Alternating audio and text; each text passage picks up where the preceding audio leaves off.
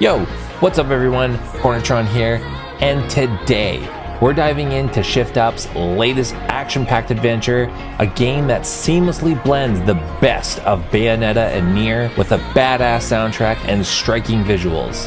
We're doing a full review of Stellar Blade on PS5, so let's get into it. How I played. So I pre-ordered the digital deluxe edition of Stellar Blade. This version came with in-game cosmetics as well as some in-game currency. The game has 3 modes on PS5, performance, balance, and resolution, and I exclusively played in balance mode as it mostly kept a stable 60 FPS frame rate, while reaping most of the benefits of the resolution mode. Story, 17 out of 20. The intro to Stellar Blade is very cinematic and action-packed. It is the perfect combination of stunning cinematics which seamlessly rolls into action-packed gameplay. It is simple, and the opening segment perfectly sets up the player for expectations of what they're getting into with Stellar Blade. Cutscenes are stunning in Stellar Blade. I thought they were well balanced and not overly used. I appreciate when games use cutscenes as a tool and don't rely on them too heavily. I was wrong in my first assessment of Stellar Blade's trailer when I thought a lot of this game would be dialogue and cutscene moments. It is definitely not. The cutscenes in this game are sprinkles on top of the cupcake. Sometimes I did feel the dialogue was going on a bit too long, but those parts were few and far between. World building is mainly done through NPC dialogue and side quests. What is great is you're not forced to do these side quests, but it is reminiscent of games like Nier. Doing little side quests for side NPCs builds on top of the world lore and events happening in Stellar Blade, but a player won't miss out on any huge plot points by not doing them, and no game-breaking OP gear is locked behind any side quests. The overall story of Stellar Blade has been met with a lot of criticism by the reviewers.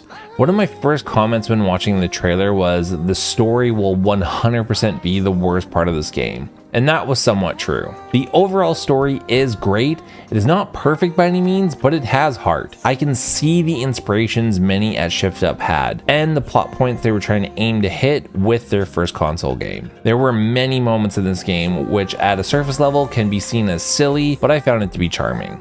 Thief, whatever you do, don't look down. Aw, come on.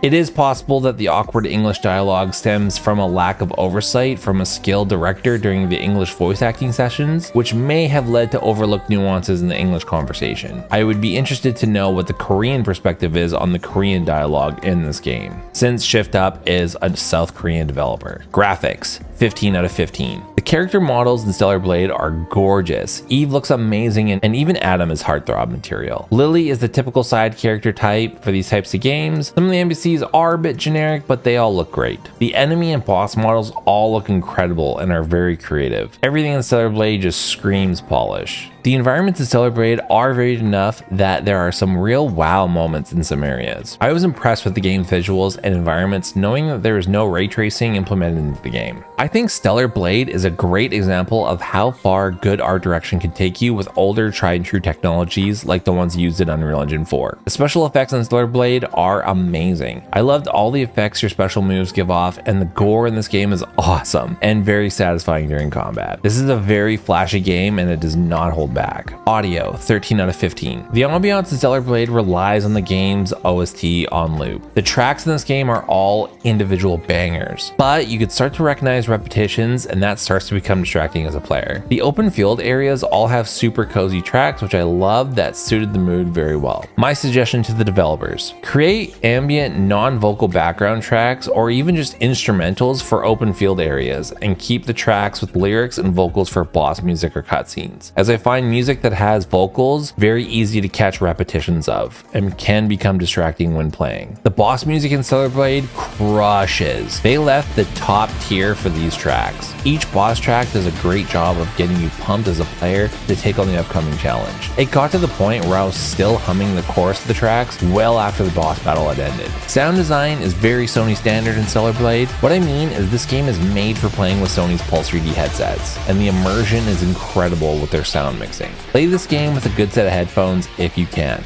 I want to take a moment to talk about the English dialogue and voice acting. This is a section of the game that has been met with a lot of criticism and even labeled as bad or corny. I feel like the actors delivering the lines are doing a great job. You can tell that they are skilled voice actors. I think the issue lies in some of the line delivery and dialogue. I could see what Shift Up was going for with the game's story, and I feel what we're hearing is maybe they didn't have a native English speaker directing the English voice actors. This is all speculation, but I have mentioned many times I'd be very interested to hear the opinion of a native Korean speaker on the Korean dialogue in Stellar Blade. Performance, 10 out of 10. The frame rate in Stellar Blade showcases meticulous consideration. As previously mentioned, Stellar Blade presents 3 distinct options. Performance, providing a locked 60 frames per second at 1440p. Quality, maintaining a steady 30 frames per second at 4K, and a novel balance mode, offering a variable resolution between 1440p and 4K, and primarily achieving 60 FPS with occasional dips to the mid-50s. I was actually shocked when testing all 3 graphics modes to find that both performance and balance modes mostly stayed locked at 60 FPS, with the resolution mode going well above 30 FPS into the mid-40s at times. So the game exceeds given expectations, which should be noted in today's current game industry.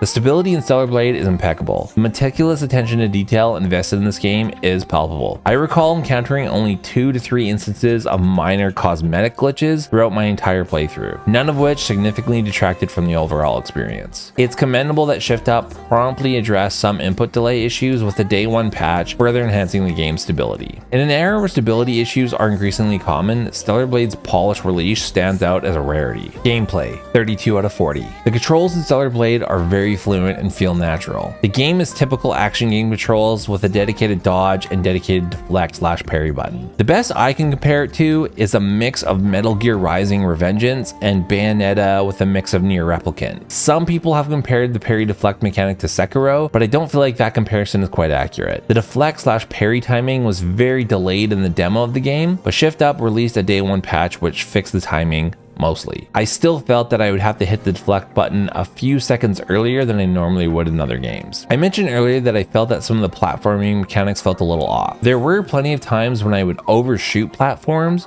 or not be able to jump far enough. I wish that the game would have your character snap to the edges a bit more aggressively, and I felt that the wall jump mechanics was cool, but done better in a game like Titanfall 2. The mechanics in Stellar Blade are simple and very pleasing to use.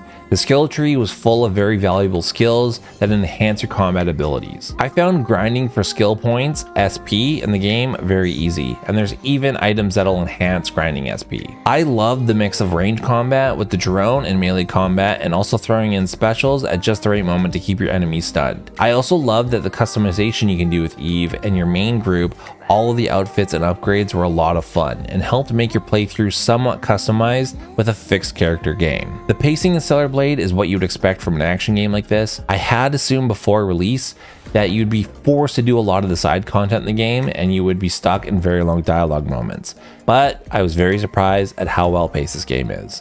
There are still some parts of the game that I would consider padding to increase total runtime, but those moments were few and far between. I think if you want a tight action game experience, you could easily go through this game and do 0 side content and still have an excellent time. And for people who like doing collectible missions, fetch quests, there's plenty of that for you as well. The UI, UE in Stellar Blade is very sleek and stylish. All the menus and systems are consistent with the game's futuristic aesthetic. All of the menus are very familiar to players who play From Software or Square Enix games. I do feel like some of the button combinations are a bit cumbersome. See switching gun ammunition. My suggestion to the devs, maybe create a hotbar of items that you can scroll through using the D-pad. You can keep the up on the D-pad, the dedicated to heal button. The giant wheel when holding down on the D-pad just isn't my favorite method of changing inventory items, in my opinion. The boss quality in Stellar Blade is top tier. I was shocked to see a studio like Shift Up, which previously only made mobile games, make such intricate and exciting boss battles. I was happy to see that this isn't one of those games where the bosses turn into regular mob enemies afterwards. There is some repetition, but expected for these types of games. Example, Sekiro. My one criticism is that the first half of the game spaces out boss battles pretty far apart. Then the latter half of the game becomes kind of like a boss rush mode. Enemy variety is great. Each new area introduces a new set of enemy mobs or does a great job of reskinning previous enemies so you don't feel repetition. The enemy NPCs in Stellar Blade have a consistent design language and only get better as you progress through the game's main story. The gameplay variety in Stellar Blade is well balanced. If you get fatigued from grinding enemies or bosses, you can take on some side missions. You can go look for soda cans in the open field. That was actually one of my favorite parts. And there's even fishing in Stellar Blade, a fan favorite. The game also tries to mix it up during story missions by having sections that make you fully rely on your ranged attacks. Normally, I am not a fan of games forcing me how to play, but I felt like these moments were genuinely fun and made me a better overall player as I got used to my secondary weapon. Also kind of gave me Resident Evil 4 vibes. There are also a lot of ways you can cosmetically change your character Eve with new outfits, hairstyles, eyewear accessories, and even earrings. So collecting all of these items to truly customize your version of Eve can be enjoyable for a lot of players. Replayability in Stellar Blade is standard for this type of action game. There are multiple endings, 2 plus a hidden ending, and there's a new game plus available day one. Other Sony studios need to take note of this. I'm looking at you, Insomniac and Santa Monica Studios. Games that take 6 months to release a new game plus need to become a thing of the previous generation. Stellar Blade shows you can launch a game with all of these features on day one with 0 microtransactions or paid DLC. Kudos Shift Up for this. Bonus, 2 out of 4. Stellar Blade released day one with a patch that mostly fixed its parry timing, but also made some changes to cosmetic details in the game. There has been controversy about the questionable placement of some unfortunate wording in the game. I am on the side that this was an honest mistake, as I felt a lot of the in-game designs were just random words that a non-English speaker would think might be edgy or cool, or they were just procedurally generated with AI in place randomly. The point is that Shift Up quickly resolved this, and no harm, no foul in my opinion. There was also some controversy about some of the censorship done in the patches for Stellar Blade. If you purchased this game digitally, you never would have known there were any changes. But if you purchase this game on disc, you have access to the version 1.0 of the game, which has previous outfits for Eve that are a little bit more revealing. I think it's silly that the devs had to change the outfits at all. It doesn't change my experience with the game personally, but I see the point of both sides. Stellar Blade has amazing accessibility options. This is usually the case for games published by Sony. There are a lot of settings for visually impaired individuals and hearing impaired. There's also an option to autocomplete QTEs for those who struggle with reaction time. Love to see a lot more options rather than just closed captions. So again, kudos to Shift Up. Overall, 89 out of 100. Great. Stellar Blade is the biggest surprise in 2024 for me. I was expecting Stellar Blade to be the typical weeb bait with a hilariously bad story with forced in drops of boring action moments. But instead, I was wrong. This game turned out to be a perfect blend of Bayonetta and Nier with stylish graphics and a badass OST. Fans of movies and TV shows and games like Aliens, Gundam Wing, Nier, Bayonetta, Bloodborne, and even Elden Ring will love Stellar Blade. This is a must-have for PS5 owners.